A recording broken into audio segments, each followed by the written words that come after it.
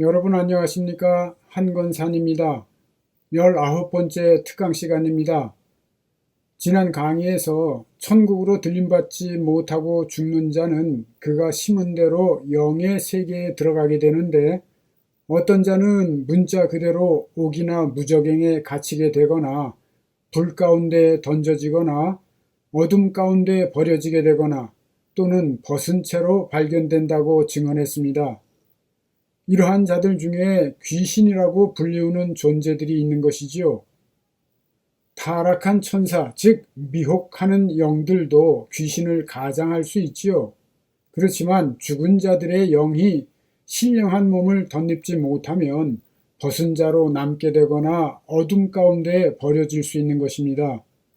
그리고 이러한 영들 중에 사탄의 종로로 타는 자들을 귀신이라고 부르는 것이지요.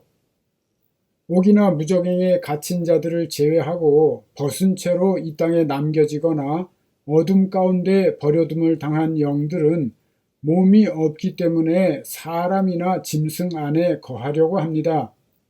요한계시록에 이렇게 말씀합니다.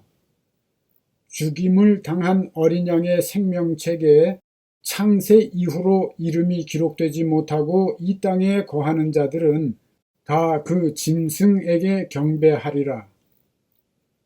창세 이후로 라는 말씀에 주목하세요. 계시록 17장 8절에도 같은 말이 나오지만 창세 이후로 생명책에 기록되지 못하고 이 땅에 거하는 자가 있다는 뜻입니다. 창세 이후로 수많은 사람들이 죽었지요. 그런데 주님께서 승천하신 이후로도 여전히 이 땅에 거하고 있다는 것입니다. 창세 이후로 천국이나 낙원에 들어가지 못하고 이 땅에 거하는 자들이 있다는 뜻입니다. 그러므로 창세 이후로 하나님의 생명책에 기록되지 못하고 이 땅에 거하는 자들 중에는 살아있는 사람들은 물론이고 죽은 자의 영도 포함되어 있는 것입니다. 그들은 끝까지 마귀에게 속아서 권세와 위선으로 성도들을 사로잡고 신성모독하는 짐승, 즉 마귀의 영이 임한 하수인을 경배하게 된다는 것이지요. 이 계시록의 말씀에서 땅에 거한다고 할 때에 거한다로 번역된 헬라어는 카토이케오인데 귀신이 사람 안에 들어와 거하고 있는 경우에도 사용합니다. 물론 이 단어는 사람이 거한다고 할 경우에도 당연히 사용하지요. 주님께서 귀신에 대해서 이렇게 말씀하십니다. 다 함께 읽어보겠습니다. 더러운 귀신이 사람에게서 나갔을 때에 물 없는 곳으로 다니며 쉬기를 구하되 쉴 곳을 얻지 못하고 이에 이르되 내가 나온 내 집으로 돌아가리라 하고 와보니 그 집이 비고 청소되고 수리되었거늘 이에 가서 저보다 더 악한 귀신 7을 데리고 들어가서 거하니 그 사람의 나중 형편이 전보다 더욱 심하게 되느니라. 이 악한 세대가 또한 이렇게 되리라. 뒷부분부터 살펴보겠습니다. 먼저 45절 말씀을 보세요. 더 악한 귀신 7을 데리고 들어가서 거하니 라고 말씀하시는데요. 이 말씀 중에 거하다가 바로 카토이케오입니다.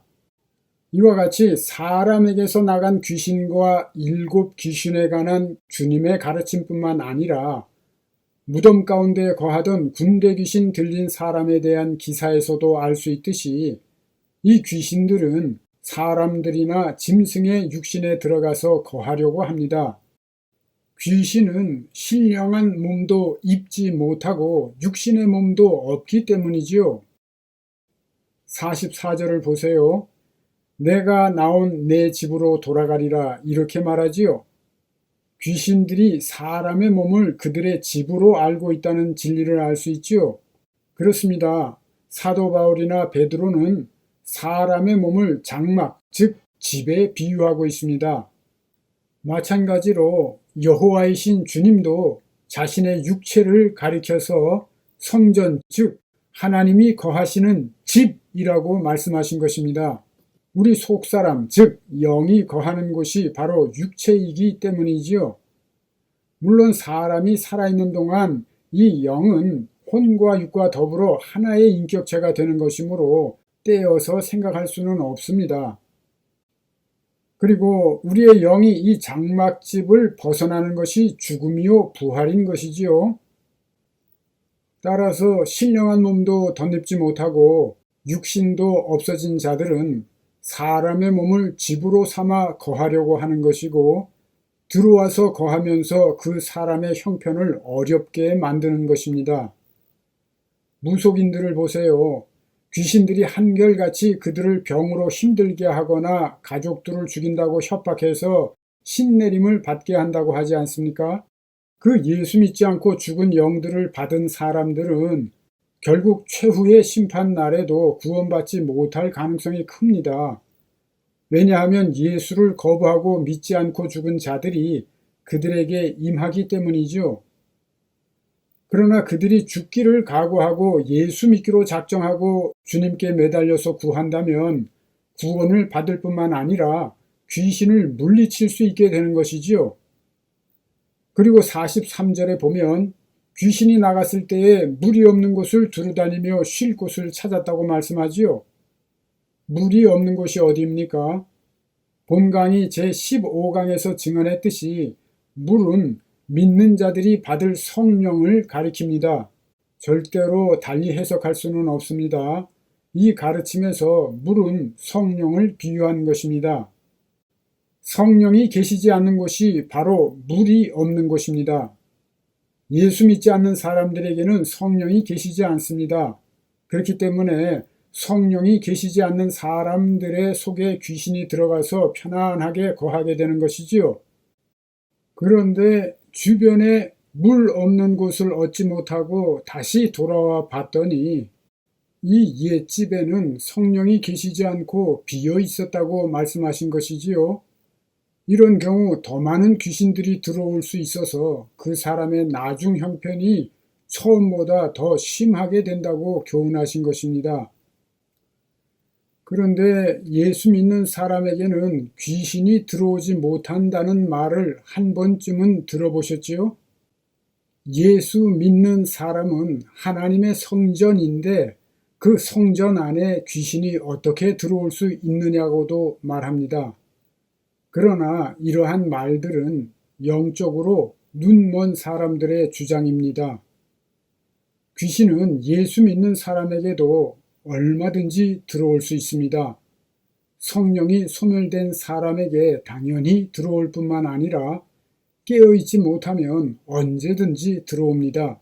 게다가 그 사람이 예수 믿고 성령 받기 전보다 나중 상태가 더 나빠지기 십상이지요. 그래서 교회에 많은 문제가 생기는 것입니다. 바로 이런 상황을 주님께서 경계하시면서 귀신에 대해서 가르치신 것이지요. 그리고 사탄이나 악한 영들도 하나님께서 허락하시면 사람에게 들어올 수 있습니다. 하나님께서 사울 왕에게 부리신 악령이나 가룟 유다에게 들어간 사탄 등을 예로 들 수 있지요. 게다가 약간 다른 차원의 말이지만 사도 바울은 여러 계시를 받은 것이 지극히 커서 너무 자만하지 않게 하시려고 하나님께서 그의 육체에 가시, 즉 사탄의 사자를 주셨다고 말씀합니다. 이 말씀에서 사탄의 사자는 헬라어 앙겔로스 사타나를 번역한 것인데 사탄의 타락한 천사, 즉 악한 영을 가리킵니다.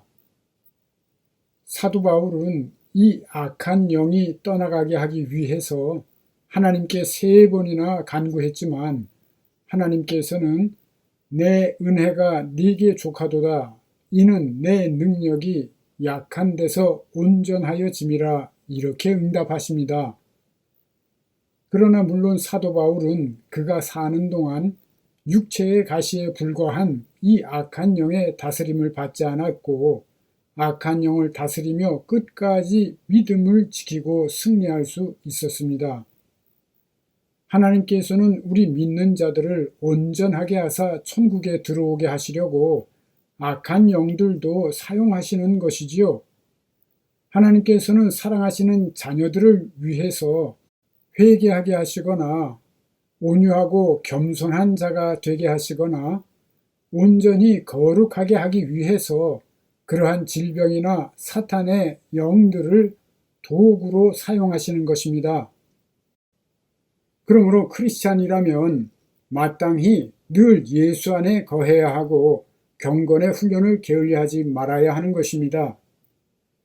진리를 제대로 깨닫고 믿느냐, 그렇지 않느냐에 따라서 각 사람의 열매는 엄청난 차이가 있습니다.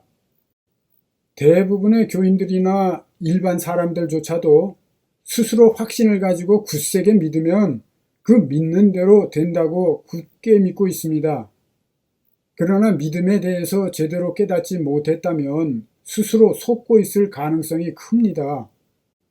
만일 각 사람이 굳세게 믿는 대로 된다고 가정한다면 이 세상은 그 믿는 사람들의 마음대로 될 것이고 각 사람의 믿음이나 소원들이 제각각이기 때문에 세상은 엉망진창 뒤죽박죽이 될 것입니다.